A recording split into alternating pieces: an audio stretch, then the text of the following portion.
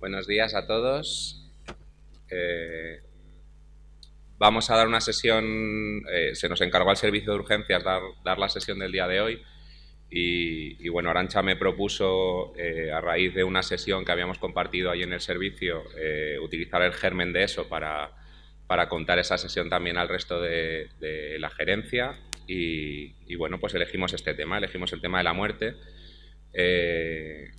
Yo soy internista de formación, me formé específicamente en cuidados paliativos y en bioética y bueno, pues acabé en el servicio de urgencias, por suerte, hace ya 2 años y bueno, pues se me ha encargado ser yo la persona que os dé esta sesión, ¿vale? Nos van a acompañar a lo largo de la sesión 3 pacientes. Una de las pacientes es Jennifer, que es la que veis en la presentación, que es una mujer con un cáncer avanzado, que era la mujer de Ángelo Merino, que es fotógrafo, y decidieron retratar los últimos 6 meses de vida de Jennifer a través de fotografías.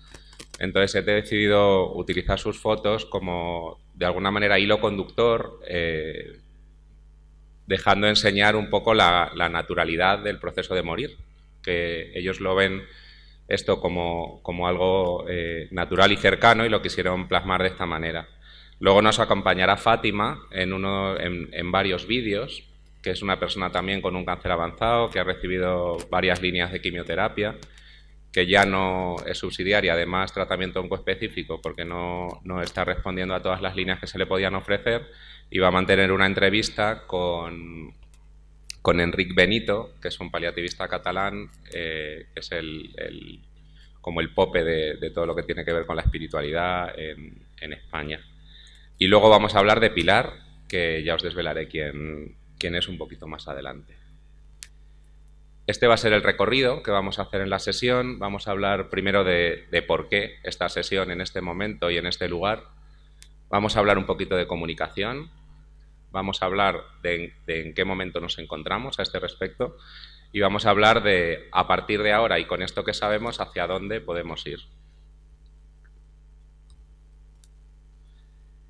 ¿Por qué es pertinente esta sesión? Es pertinente porque es prevalente. O sea, la muerte es frecuente, los procesos de final de vida son frecuentes y vemos con alta frecuencia en los servicios de urgencias pacientes moribundos que consultan muchas veces por mal control de síntomas, por cuadros de dificultad respiratoria o simplemente porque se encuentran en un proceso de muerte y o bien no se han identificado o es imposible mantener los cuidados en el domicilio o la familia se ha agobiado y lo ha traído, ¿no? Entonces es verdad que es frecuente esta situación en los servicios de urgencias, ¿no? ¿Por qué la gente con enfermedades crónicas en fase avanzada acude a urgencias? Pues porque es verdad que te aseguras que hay una atención sanitaria inmediata. Al final, tú cuando vas a un servicio de urgencias sabes que alguien te va a atender.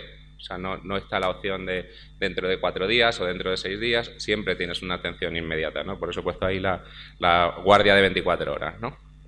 Y luego porque la gente sabe que tiene acceso a pruebas diagnósticas. Siempre vas a tener una analítica, una radiografía, si me tienen que hacer un TAC, si me tienen que hacer, si me tienen que hacer, si me tienen que hacer, ¿no? Siempre el pensar que pueden hacer algo más, pues eso, por eso accede mucha gente al servicio de urgencias. Tenemos un problema y es que también motiva las visitas a urgencias y es el escaso conocimiento que tienen los pacientes de su enfermedad crónica, ¿no?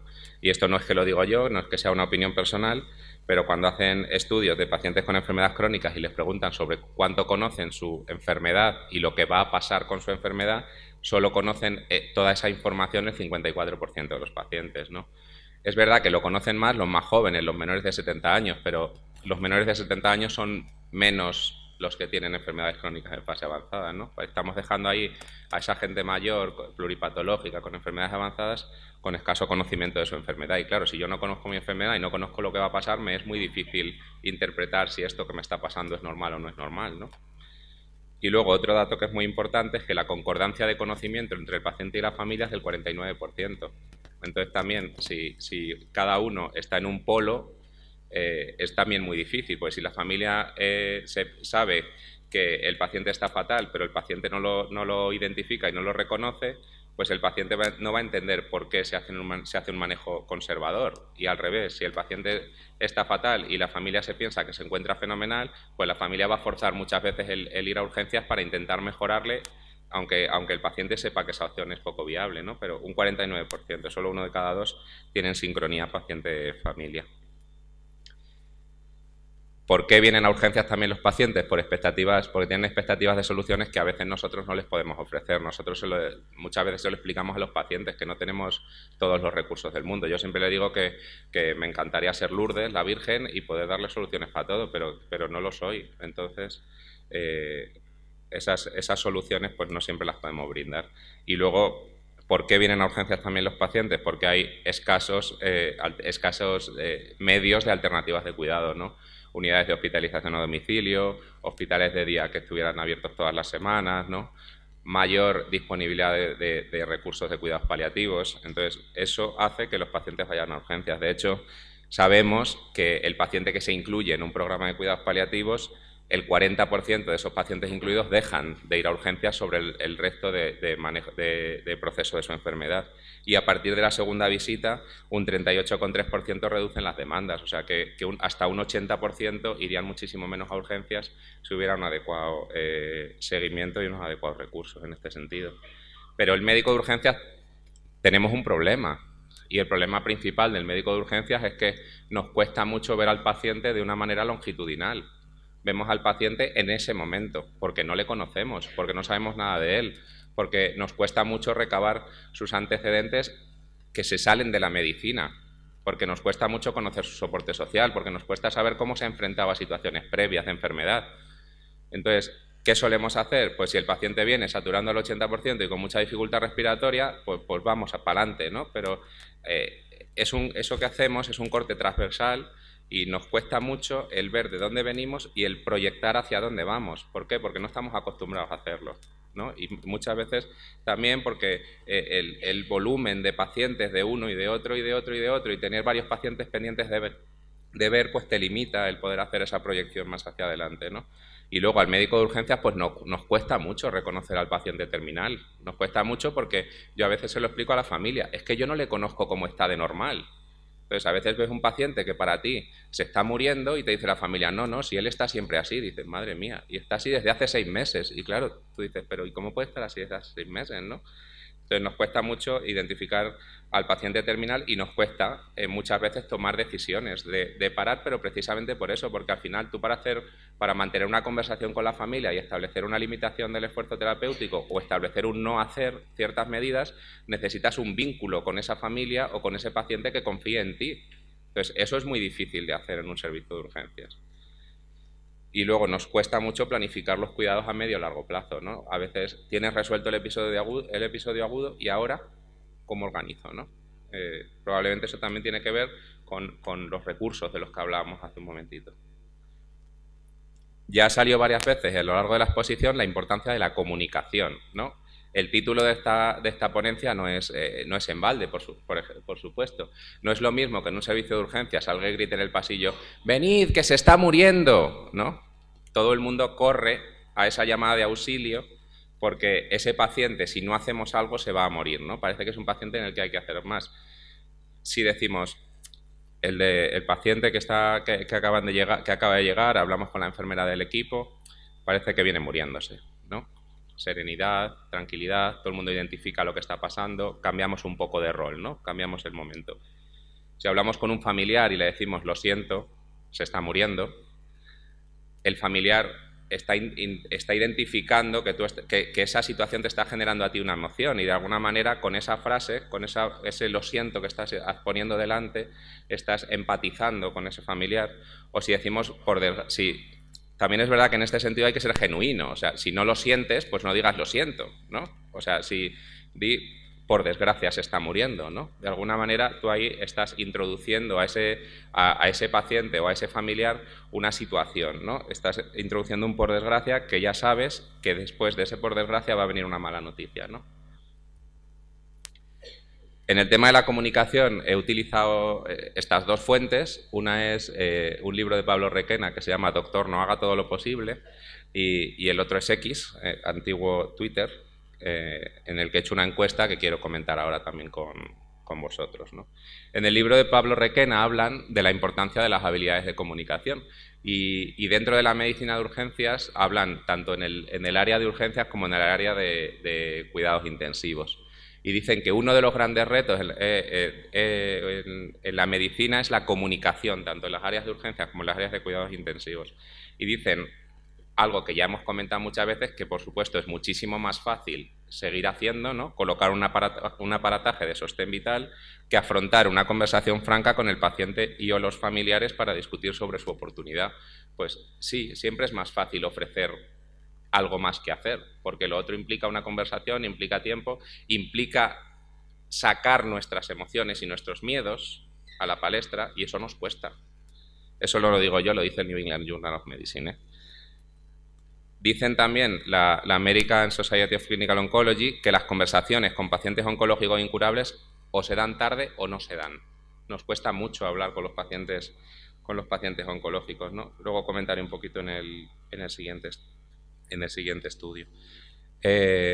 Y la falta de diálogo y la falta de conversación con los pacientes nos lleva a excedernos en tratamiento, ¿no? Dice que esto lo he comentado yo con algunos de los compañeros del servicio, ¿no? El médico ha de justificar su labor haciendo algo.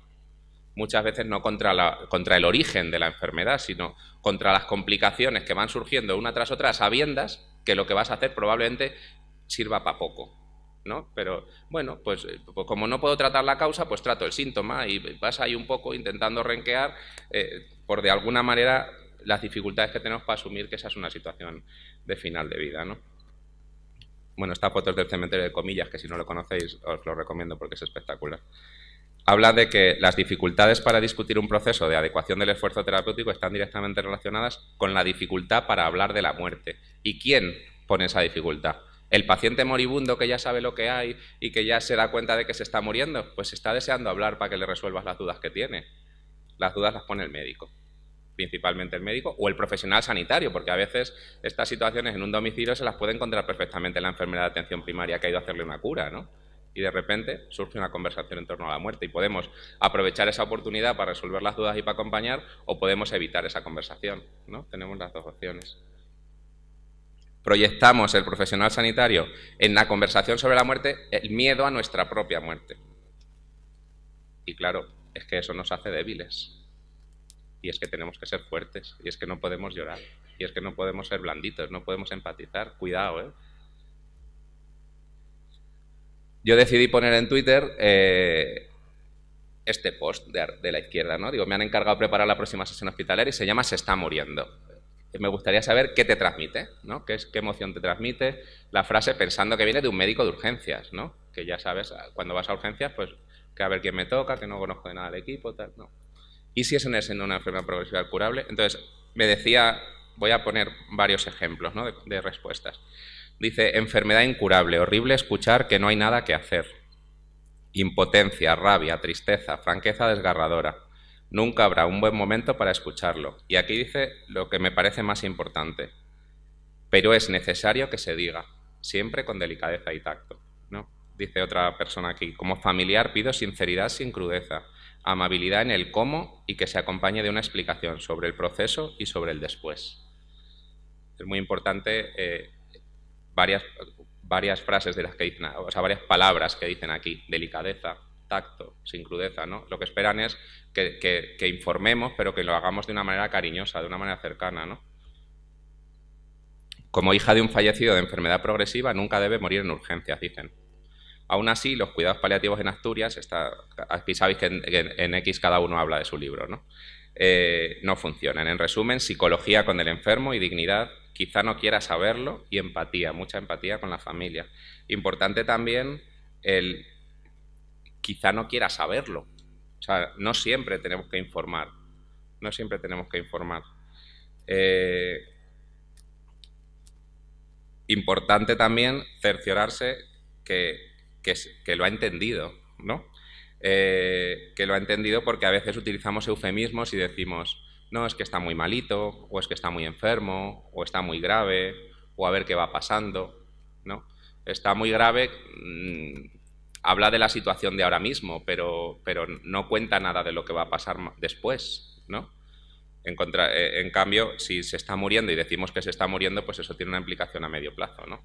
Tiene una proyección, tiene un plan más allá. Dice otra persona, me transmite tristeza, incertidumbre, pero al mismo tiempo sé que vosotros haréis lo posible para que no sufra, para que ese camino sea tranquilo, en paz y sin dolor. En ese momento todo está en vuestras manos.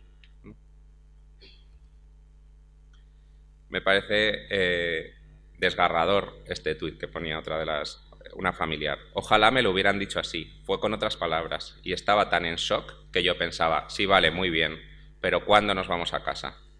En serio, hay que cerciorarse que la familia lo ha entendido. A veces nos cuesta decir una frase tan cruda como se está muriendo, ¿no?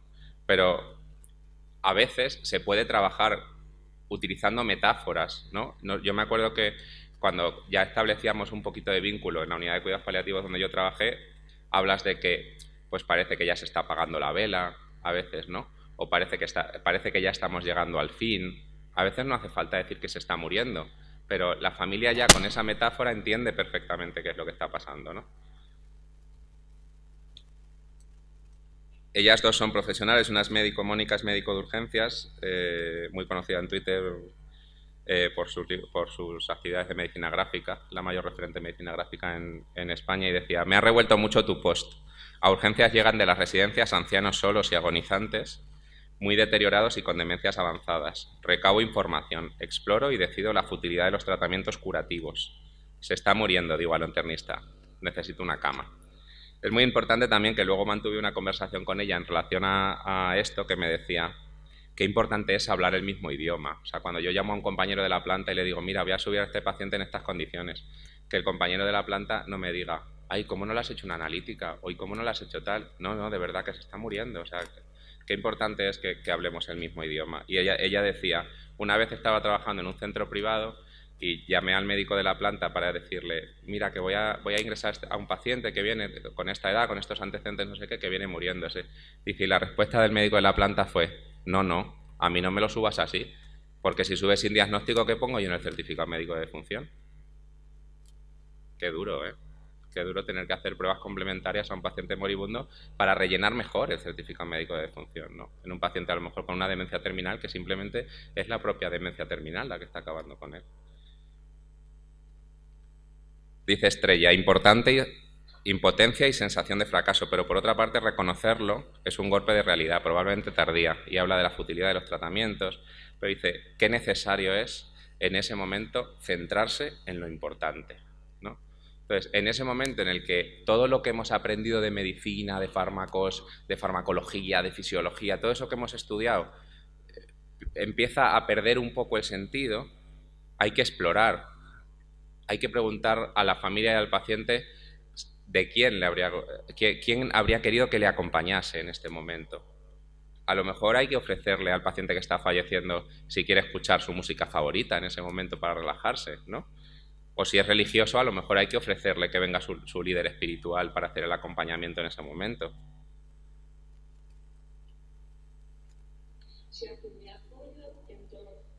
Voy a hablar, ella es Fátima, que es la persona que os he dicho que nos iba a acompañar, que es una paciente que ha recibido varias líneas de tratamiento oncológico, que ahora ya no puede recibir, desgraciadamente, más tratamiento oncoespecífico, y desde hace un año está en seguimiento por una unidad de cuidados paliativos a la vez que le ve el oncólogo, ¿no? Entonces han hecho un manejo.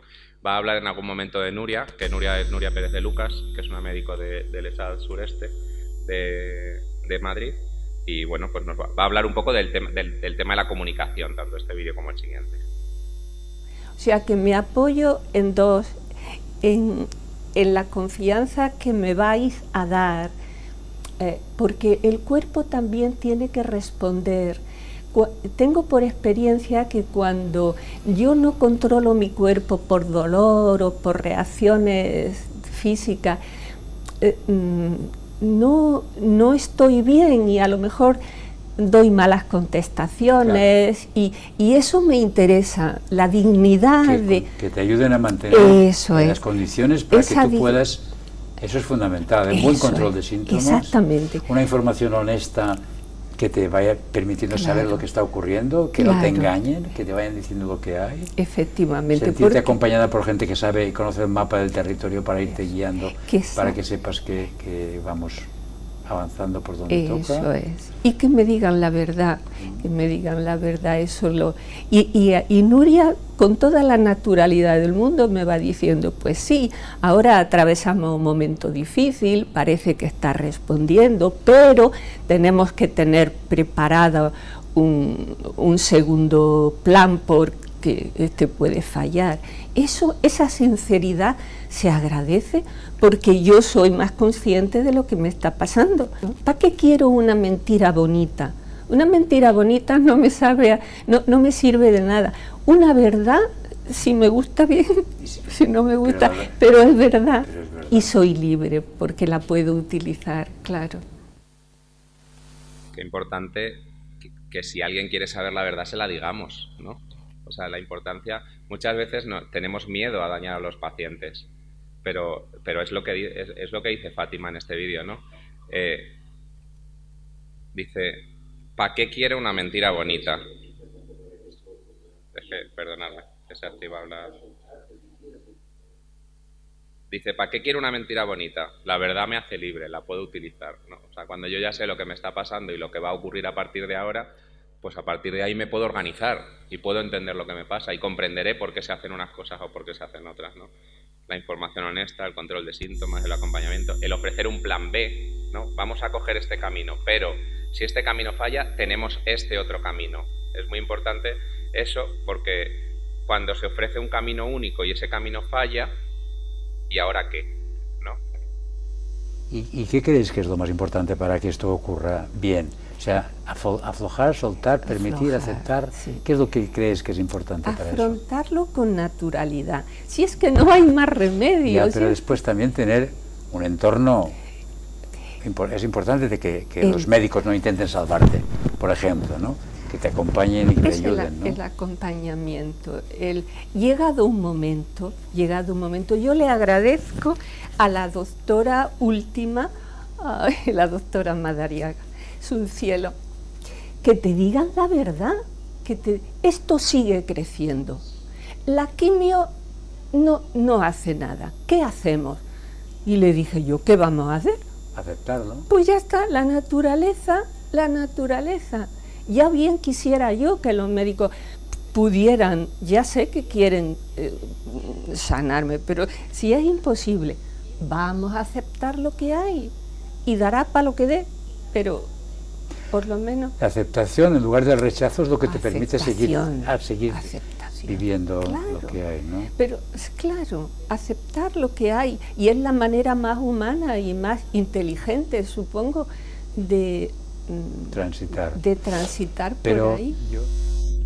Naturalidad, aceptación, agradecer que te digan la verdad, ¿no? A veces pensamos en que eso puede dañar y al contrario, ¿no? Los pacientes agradecen que digamos la verdad. Y luego dice, dará para lo que dé, ¿no? Pues de alguna manera, bueno, pues iremos viendo, ¿no? La segunda parte de este camino, ¿os acordáis de la tercera, ¿no? Un poco de ese recorrido que hemos hecho al principio, ese camino es el estado de la cuestión. Entonces yo, para sondear un poco cómo estaba el estado de la cuestión en urgencias, decidí hacer un estudio. Entonces hice este estudio, que lo utilicé como trabajo de fin de máster para el máster de bioética, me lo utilizaron Goyo y Daniel, que son expertos en bioética del Hospital de Leganés, y bueno, pues decidí pensar un poco en qué estábamos haciendo con la atención al final de la vida en el servicio de urgencias de este hospital, ¿no? Y aprovechar esa atención al final de la vida para sondear un poco más cómo estábamos en general respecto a cuestiones importantes en estos pacientes, ¿no? ¿Por qué hice este estudio? Pues porque es verdad que es un reto mejorar la atención al final de la vida. O sea, es que a veces nos cuesta mucho ya sacar más creatividad todavía para ver qué le puedo ofrecer a estos pacientes, y si no, los compañeros geriatras, pues es que ya no sabemos qué más hacer, ¿no? Cada vez población más envejecida, más envejecimiento, más enfermedades, más complejidad, ¿no? Pese a que en los servicios de urgencias se nos mueren poco los pacientes, y en este en general menos del 0,2%, pero en este menos todavía. Porque es verdad que también, yo vengo del Gregorio Marañón, que amanece todos los días con 120 camas pendientes de ingreso en la planta, pues bueno, aquí amanece algunos por la mañana, pero por suerte cuando necesitamos ingresar a un paciente, más o menos o con cierta frecuencia, podemos conseguir una cama medio rápido en la planta, ¿no? Entonces, bueno, pues es verdad que fallecen, en nuestro hospital fallecen menos del 0,2% en la urgencia, ¿no? Y luego es importante porque al final el no usar ciertas medidas puede hacer que ese proceso de final de vida sea más natural, genere menos disconfort en el paciente y en la familia y menos estrés en el paciente y en la familia, y también genera menos gasto sanitario, no nos engañemos, ¿no? Guadalajara en el año 2022 tenía 42.797 ciudadanos mayores de 65 años, que son el 16% del total. Gracias a Cabanillas y Azuqueca hemos bajado mucho la edad media de la provincia. La mayoría de pacientes crónicos en fase avanzada son no oncológicos, que no tienen clara indicación de ingreso y que vienen y vienen y vienen y vienen y vienen, ¿no? Los objetivos del estudio eran analizar cómo se atendía a estos pacientes con enfermedad crónica en fase avanzada, oncológico o no oncológico, en el servicio de urgencias, qué decisiones de adecuación de soporte vital tomábamos, si había algún tipo de indicador de obstinación terapéutica o de futilidad. Todo esto era analizando informes a posteriori, ¿no? Y analizar factores facilitadores de la toma de decisiones en urgencias, ¿no? Es un estudio observacional, descriptivo, retrospectivo, con todos los sesgos que puede tener, y son pacientes fallecidos en urgencias o en los primeros 5 días de hospitalización entre el 1 de agosto y el 30 de agosto, el 1 de agosto del 2021 y el 30 de agosto de 2022. Mayores de 14 años por la edad que es a partir de la que empezamos nosotros a atender pacientes y que tuvieran una enfermedad crónica en fase avanzada. Recogimos una serie de variables que ahora os la voy a contar y procedimos al análisis estadístico. Los pacientes que fallecían en el servicio de urgencias o en los primeros 5 días de hospitalización eran la mayoría muy mayores, con una edad media de 87 años. Me he apuntado por curiosidad, la esperanza de vida en 2023 en España es 81,8 años en hombres y 87 en mujeres. O sea que estamos más o menos, ¿no? Porque esto, la esperanza de vida nos coge también pacientes jóvenes que fallecen por otras causas, entonces más o menos ajustados estamos en la edad. Predomina el sexo femenino ligeramente, del área rural. Incluí dentro de las enfermedades crónicas en fase avanzada, aparte de las insuficiencias de órgano y de la enfermedad oncológica, incluí una variable que a mí me parece muy, muy, muy importante y que la veíamos mucho pues, en la planta de medicina interna, yo cuando me formé, y luego en la unidad de cuidados paliativos, que era la dependencia por multicausal, ¿no? O sea, el paciente que tiene un índice de Barthel menor de 20 o que tiene un CAZ mayor de 6, o sea, un CAZ de 6, y no sabemos muy bien por qué, ¿no? O sea, por muchas cosas, ¿no? Por el propio deterioro, pues eso ya en sí mismo es una enfermedad crónica en fase avanzada, es un paciente dependiente total, es un paciente que está encamado, ¿no? Tenían menos deterioro cognitivo los pacientes que ingresaban, probablemente los pacientes que ingresan, o sea, los pacientes con menos deterioro cognitivo te cuesta un poquito más tomar decisiones de adecuación de soporte vital, y los que han estado ingresados en los últimos 6 meses es verdad que fallecían más hospitalizados, si bien en todo esto no había en todo esto no había diferencias significativas, o sea, era igual la muestra de la urgencia que la muestra de la planta. Los pacientes que fallecían, el 85% llegaban a urgencias hemodinámicamente inestables, y el motivo de consulta más frecuente era la dificultad respiratoria, ¿no? Y luego el malestar general. ¿Cuáles eran los diagnósticos más frecuentes en los informes de urgencias? Que podía ser informe de alta por exitus o informe de ingreso a la planta, ¿no? Estamos hablando de informes de urgencias todo el rato, no estamos hablando de informes de hospitalización. En el informe de alta por exitus, la neumonía broncoaspirativa, la situación de últimos días o la sepsis. Y en el informe de hospitalización de pacientes que fallecían en los primeros 5 días, la neumonía no aspirativa, luego se igualaba la sepsis con la insuficiencia cardíaca y en un tercer lugar la neumonía aspirativa. En relación a la planificación anticipada de cuidados, que es todo ese proceso de conversación que se mantiene con el paciente sobre el conocimiento de su enfermedad, sobre lo que quiere y lo que no quiere que se haga y sobre la planificación de cómo manejar las próximas agudizaciones. ¿Cuántos tenían instrucciones previas de estos 120 pacientes? Ninguno. Toma de decisiones compartidas previas, 10. Valoración por equipo de cuidados paliativos, 20. Adecuación de soporte vital en urgencias, 52. Toma de decisiones consensuada con la familia, 55, ¿no? Y es verdad que aquí vemos diferencias significativas en relación a la adecuación de soporte vital. Los pacientes que fallecen en urgencias reciben más adecuación de soporte vital. Pues claro, o sea, cuando tú empiezas a retirar, o sea, o el paciente viene más grave, o porque tú empiezas a retirar medidas de soporte, el paciente fallece más rápido, ¿no? Entonces, si cuando se toman decisiones de adecuación de soporte vital, pues el paciente fallece con más frecuencia en urgencias, ¿no? ¿Cuáles eran las decisiones de soporte vital más frecuentemente tomadas? Pues la clásica y la más frecuente y la más habitual y la que fue la primera orden de adecuación de soporte vital, la orden de no reanimación, ¿no? Que cuentan con ella el 100% de los pacientes. La no ventilación no invasiva, la no intubación orotraqueal. Todos estos, cuando veis que a lo mejor la no intubación orotraqueal está en el 69,2%, es porque no se explicitaba en los informes, pero obviamente si el paciente no es subsidiario de UCI, pues no es subsidiario de intubación. O sea, muchas veces una va con otra, ¿no? La limitación de estudios analíticos en el 75%, de estudios radiológicos o el inicio de tratamiento sintomático exclusivo sin hacer ninguna otra prueba complementaria, ¿no? ¿Y qué sí hicimos en los pacientes? Pues de los 120 hicimos una analítica a 105 de ellos. Pacientes que fallecieron o bien en el episodio de urgencias o bien en los primeros 5 días de ingreso. Le hicimos gasometría arteriales a 38, al 32% de los pacientes. La placa no sé a qué, tenga una neumonía 71,7%, ecografías, escáneres 17, sondajes. Me llama la atención que hubo 3 cirugías en pacientes con enfermedad crónica no oncológica, o sea, oncológica o no oncológica en fase avanzada, que a veces es verdad que no queda más remedio, ¿no? Hay que analizar un poco la situación una por una. Los pacientes fallecieron, los 3 pacientes sometidos a cirugía fallecieron en la REA a la salida de quirófano. Uno recibió soporte vasoactivo, se desfibriló a uno de los pacientes y se hicieron maniobras de RCP a 4. 2 de ellos incluso salieron y luego ya fallecieron en la planta en los próximos 5 días y otros 2 fallecieron en el propio servicio de urgencias, ¿no? Es verdad que parece que te valore el equipo de cuidados paliativos, te protege de que te hagan gasometrías arteriales, pero en uno de ellos hicimos técnicas de soporte vital avanzado. Un paciente que tenía abierto un episodio de cuidados paliativos, le reanimamos. Es más frecuente la planificación anticipada de cuidados si te ve un equipo de cuidados paliativos del 25% frente al 5% si no te ve un experto en cuidados paliativos.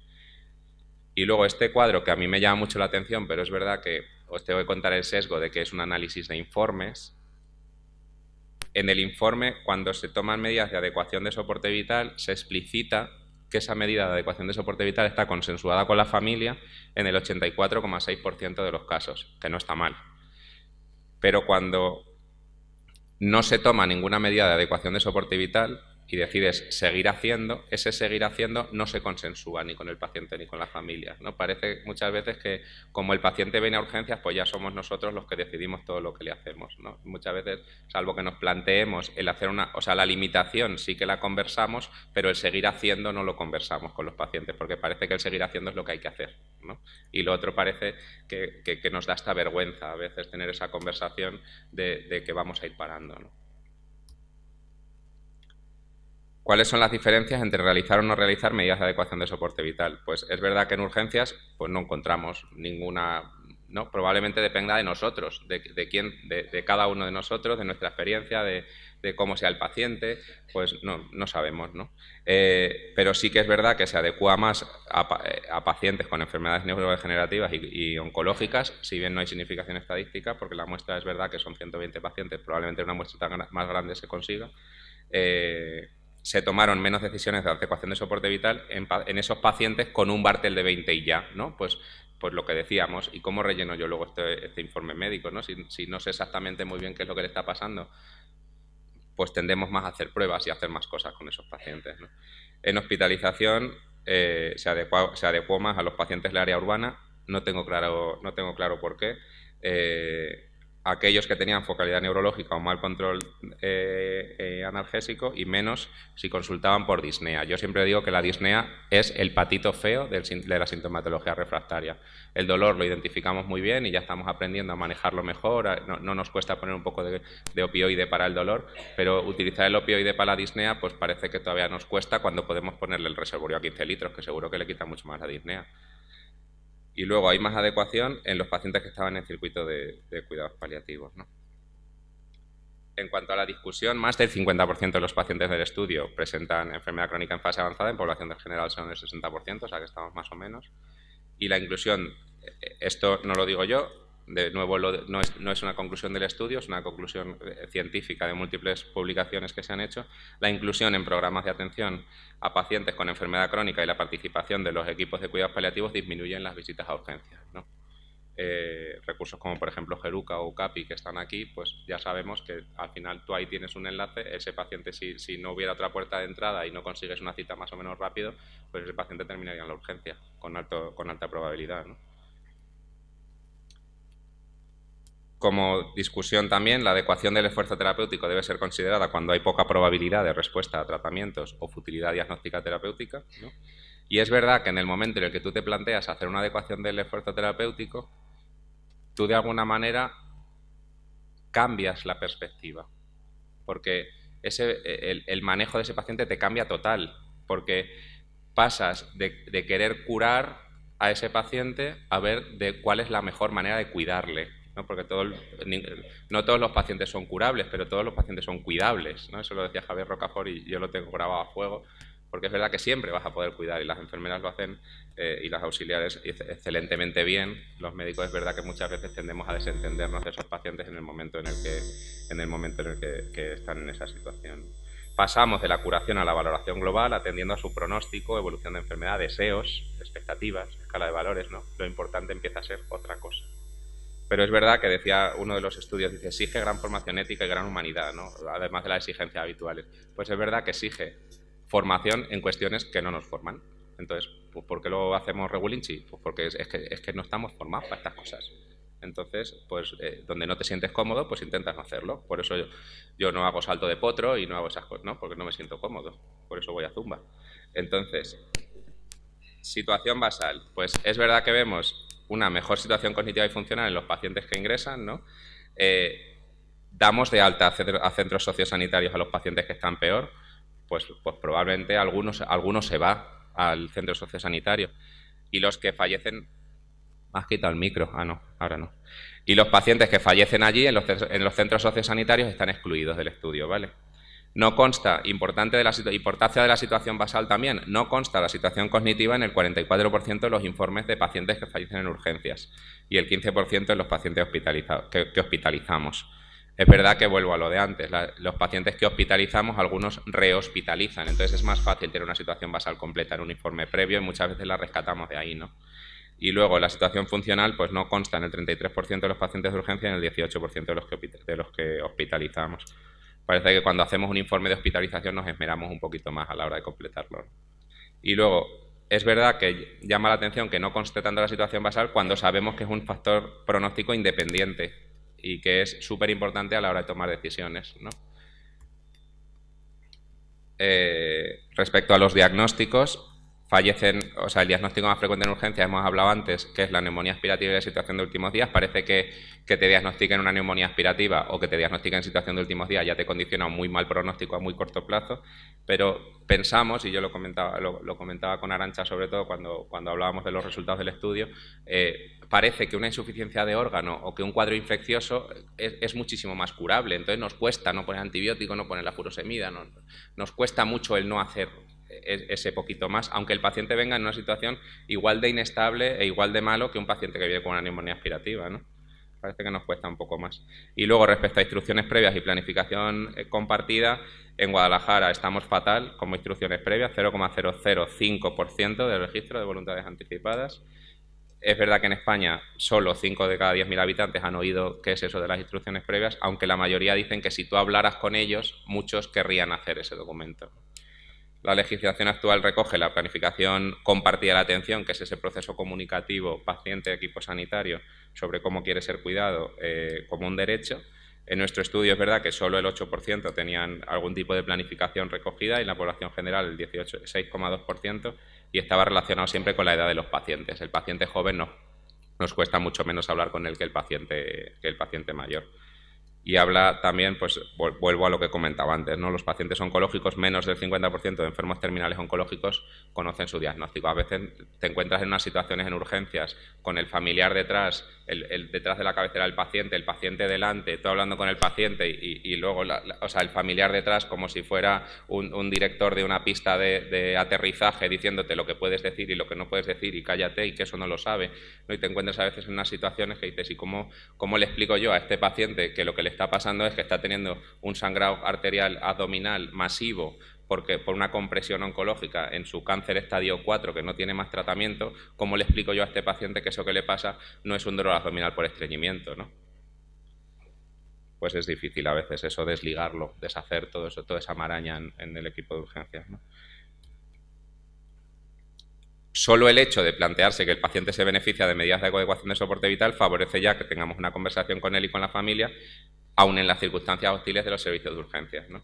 No plantearse esta opción favorece la realización de estudios complementarios y la aplicación de tratamientos fútiles, y parece que debe haber factores dependientes del médico responsable para identificar la gravedad y mantener las conversaciones, ¿no? Y luego, importante esta frase, parece que hay una creencia médica de que el paciente, porque acuda al hospital, ya hay que hacer estudios complementarios y tratamientos más avanzados, ¿no? Parece que ya una vez que está aquí metido tenemos que hacer un manejo distinto al que haríamos en otras circunstancias, ¿no? Bueno, esto no lo voy a contar porque es la conclusión de todo lo demás, ¿no? Vale, y con esta o sea, un poco en este dibujo que he pretendido haceros de dónde venimos, de por qué esto es pertinente, de en qué momento nos encontramos, pues ¿qué más podemos hacer? Pues la planificación compartida de la atención es una escalera en la que el escalón más importante es el primero, porque parece que la planificación compartida de la atención es decirle al paciente si va a querer o no va a querer operarse. Para que el paciente pueda decidir si va a querer o no va a querer operarse, tiene que conocer lo que le pasa. Entonces, es como el consentimiento informado. El consentimiento informado, lo último es la firma, pero se llama consentimiento informado porque es informado. Y hay que llevar un proceso de conocimiento de la enfermedad que el paciente tiene que resolver todas las dudas que tenga para poder tomar una decisión que se adapte a sus valores, pero conociendo toda la información. Entonces, es importantísimo que cuando vamos a establecer un proceso de planificación compartida de atención, el primer día de lo único que hablemos sea del conocimiento de la enfermedad. Y luego, el día siguiente, compartiremos decisiones y objetivos de tratamientos más concretos en distintas situaciones.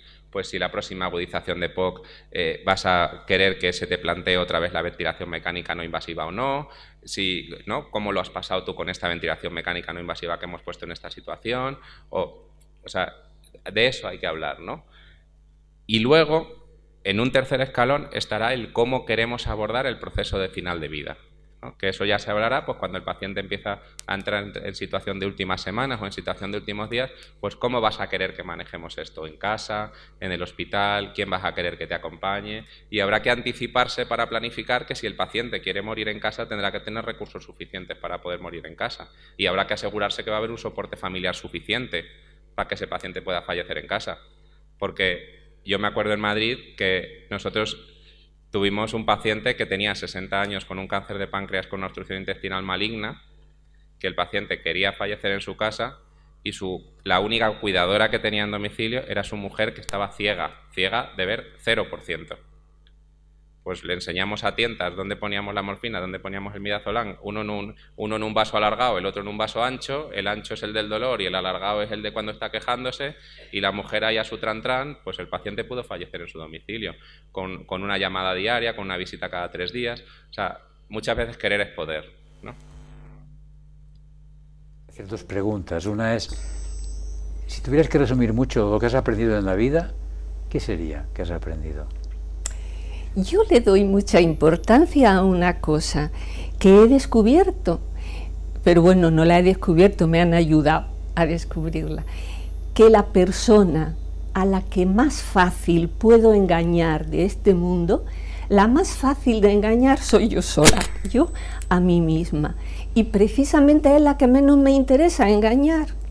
Pero todos tenemos montones de recursos para engañarnos, incluso con la enfermedad. con la enfermedad a veces me interesaba engañarme a mí misma y decir, este tratamiento que ahora me han cambiado, este sí va a funcionar. Y yo me quería... Pero había una parte de ti que sabía que se estaba engañando. Claro, y yo decía, ojo, que te interesa engañarte, te interesa engañarte. Y eso, tengo una amiga que se llama Teresa de Jesús. Me emociona porque me ha enseñado mucho. Pues Teresa de Jesús decía, el conocimiento propio, el conocimiento de sí mismo, el conocimiento propio es el punto número 1 para que una persona crezca.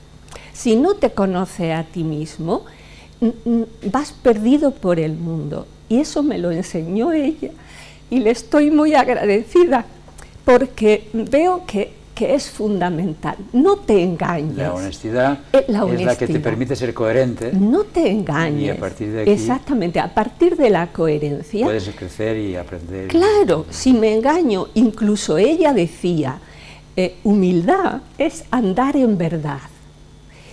Humildad no es ser una poquita cosa, es conocerte. Humildad es andar en verdad, saber lo que soy. No soy más de lo que soy. Es tontería que yo me crea. Y tampoco soy menos de lo que soy lo que soy. Andar en verdad, conocerse uno a sí mismo, eso es fundamental. Eso es fundamental y me gustaría transmitírselo a mi hijo. Oye, mucho cuidado, que por más alerta que estés, vas a intentar engañarte.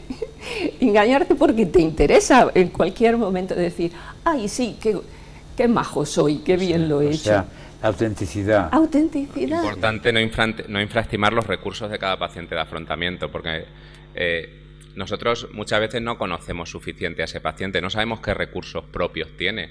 A lo mejor ese paciente es una madre de familia que ha tirado sola con 5 hijos y ahora se le va a poner por delante esta situación.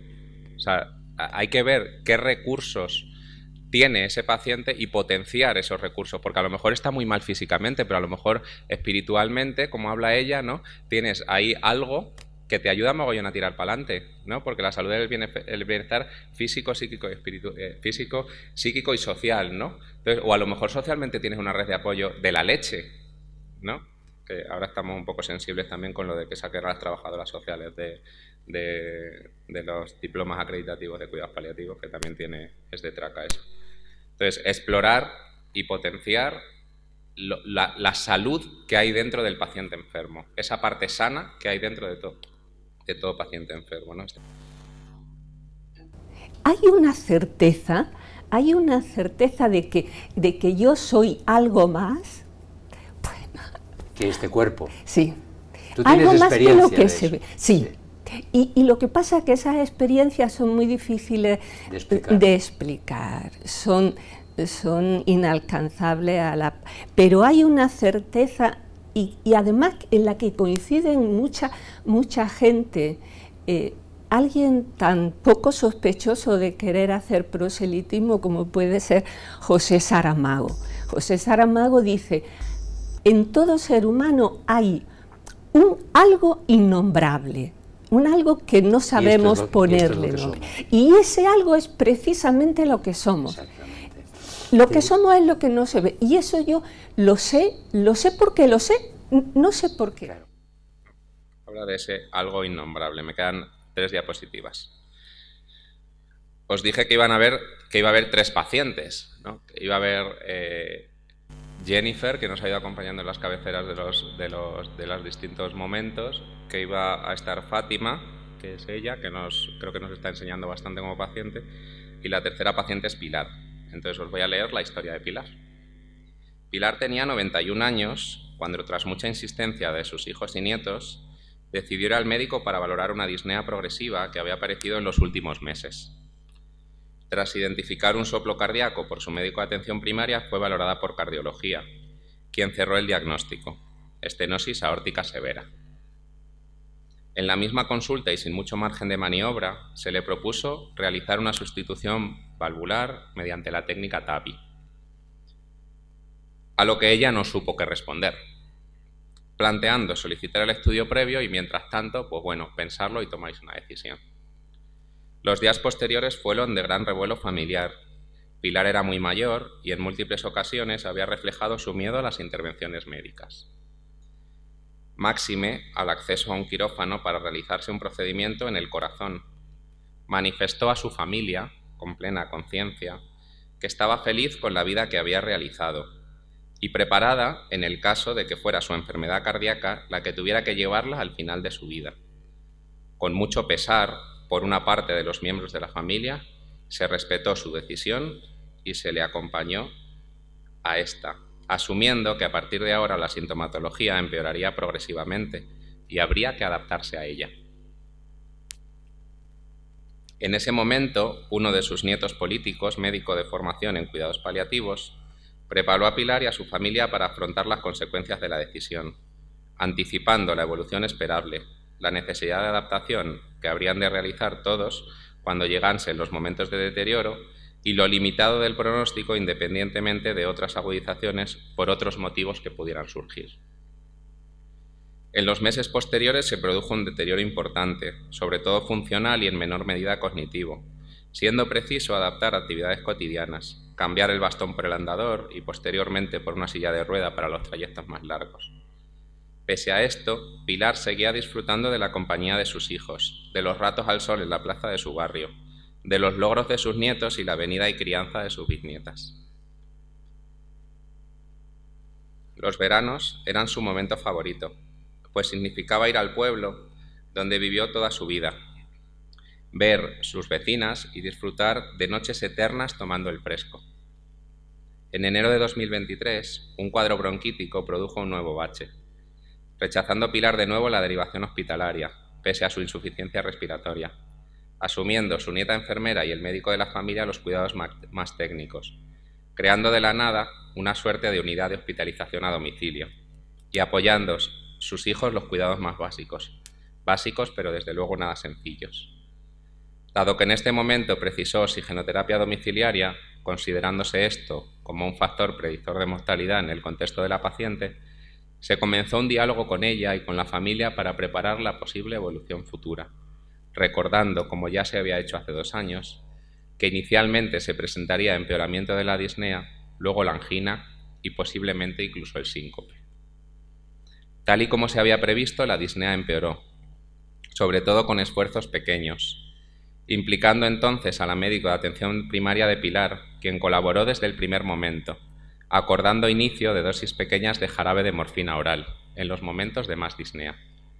Necesitaron los hijos varios días para comprender que la morfina no iba a dejarla sedada, sino que era un excelente recurso para controlar su disnea, y así lo comprobaron cuando por fin se animaron a probarlo. Se produjo un importante declive en las 2 semanas siguientes, con edemas en las piernas difíciles de manejar, necesidad de instalar una cama articulada para permitir el descanso nocturno incorporada y la intervención del equipo de cuidados paliativos, que dio soporte psicológico a toda la familia y dotó de los medios para poder manejar el cuadro clínico en domicilio. El día 16 de febrero recibió toda la familia una llamada. La abuela se ha caído tras la comida y hay sangre en el suelo. Al llegar todos ya estaba incorporada, con una herida en la nariz y otra en el labio, queriendo el equipo de soporte vital básico trasladar a la paciente al hospital para valoración y Pilar, de nuevo, rechazándolo. Como tantas otras veces, por lo que finalmente su nieta le hizo una cura en domicilio. Ya había aparecido el síncope y parece que también algún dolor anginoso. En vistas del cuadro de disnea refractaria y datos de importante gravedad, los hijos se quedaron en casa para darse soporte, y la noche del 18 de febrero, el médico de la familia dejó medicación precargada en jeringas subcutáneas, por si la disnea no se podía controlar, por si Pilar lo pasaba mal, y había llegado el momento del final de su vida. Con mucho miedo por las consecuencias de la aplicación de la medicación, una de las hijas se atrevió a ello a las 3 de la mañana, cuando una fuerte crisis de disnea era difícil de controlar. Nueva crisis a las 7, incontrolable con morfina, por lo que se administró además una dosis de midazolam, quedando Pilar tranquila, relajada, en el sofá que la había sostenido las últimas noches cuando ya no toleraba tumbarse a la cama. Se movilizó a la familia y todos aparecieron. Se colocó un infusor subcutáneo de sedación y se retiró el oxígeno en vistas de la futilidad en ese momento, falleciendo Pilar, confortable y acompañada de su familia, el 19 de febrero, 3 días antes de la fecha de su 93 cumpleaños. Pilar es ella, que es mi abuela política, y nosotros fuimos el equipo que le acompañó, toda la familia, ¿no? ¿A dónde quiero ir con todo esto? A que el establecer esos diálogos facilita que cuando llega la enfermedad y cuando llega el empeoramiento nos pilla pensados. Y el que nos pille pensados sobre lo que quiero y lo que no quiero hacer, sobre lo que estoy dispuesto y no estoy dispuesto a pasar, facilita mucho la toma de decisiones en las situaciones de urgencias, que es de lo que estamos hablando en concreto hoy. Y quiero cerrar con este vídeo de Fátima, y ya con eso terminamos la sesión, en la que Enrique Benito le pregunta si cree que hay algo más. En este sentido, ¿te puedo preguntar algo más? ¿Tú tienes alguna expectativa de que hay algo más después? ¿Tú sabes que esto, de qué manera crees que va a continuar? ¿Tienes alguna, no sé? Yo creo que el amor tiene una entidad por encima de todo. O sea, que se puede acabar la vida, pero yo voy a seguir queriendo a mi hijo y mis hijos me van a seguir sintiendo mi amor. El amor es más fuerte que la muerte. Es más fuerte que nada. De eso estoy segura. Y se lo digo a mi hijo, digo, voy a seguir contigo. Y tú vas a notar que estoy contigo. No sé qué pasa, pero el amor no se destruye como la energía. Ni se crea tampoco, porque pienso que estuvo ahí de siempre. Entonces, yo no sé nada, pero sé que voy a conectarme con el amor total, que no lo sé explicar, pero y ya está. Pues, muchísimas gracias. Esto es realmente lo importante. Muchas gracias. Muchas gracias.